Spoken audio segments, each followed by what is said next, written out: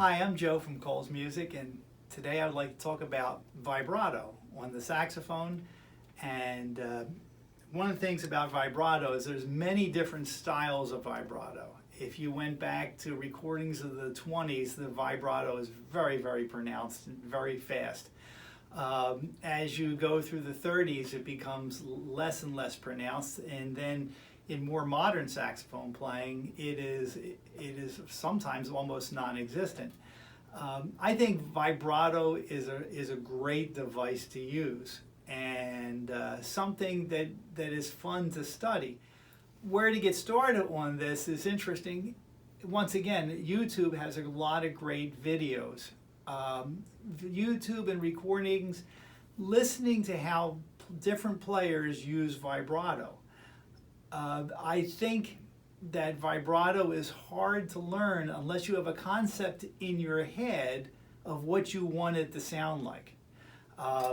When I was in college, we listened to a French saxophonist, one of the early saxophonists named Marcel Mule. And Mule's vibrato, and vibratos in general, were very pronounced. They were listening a lot to the opera singers of the day. And if you listen to the opera singers at the same time, you could hear the vibrato is very pronounced as well. But Mule's playing would be a very...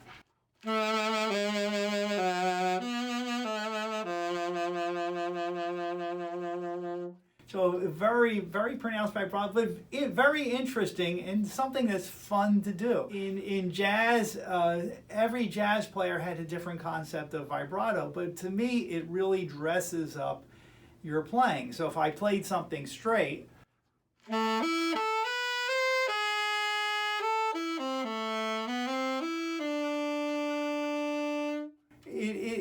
it has the tone, but vibrato can add so much color.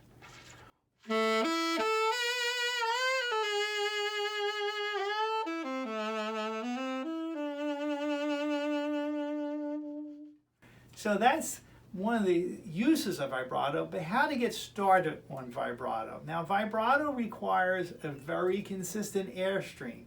So working on your breathing and the ability to keep that air moving fast is so very important.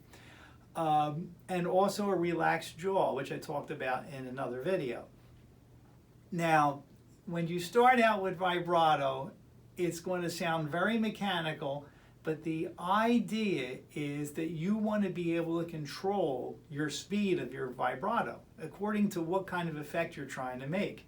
So what I would suggest is just take a metronome and eighth notes. And basically what you're doing is you're just dropping your jaw, going ya, ya, ya. So.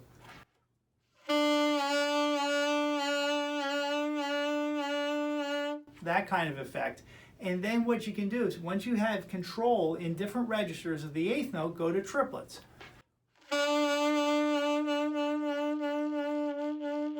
And then you can go to 16ths and then groups of 5. You can just keep changing the groupings that you're using. But the idea is that you can play your vibrato at any speed that you want it to be. So in other words, I can play... that's a very fast vibrato, or...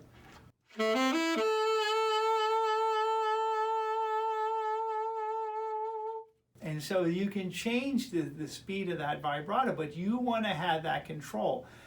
For me, it's a hard thing to demonstrate because to me it becomes part of what you're playing. So in other words, if you're playing a certain piece, how you're using your vibrato is going to change.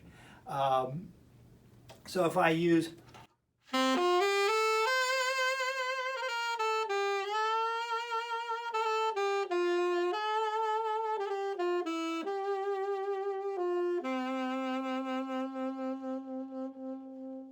So I'm changing that speed of the vibrato. Also notice that whenever I'm playing moving notes, eighth notes and such, I'm not using vibrato. I only use the vibrato on notes that I'm sustaining. And a lot of times I'll start it slow and end it slow. So it's a great device to use. And the best way to get started, as I said, listen to players who use a lot of vibrato, because once you have that in your ear, that's going to really help you develop that. vibrato on the saxophone.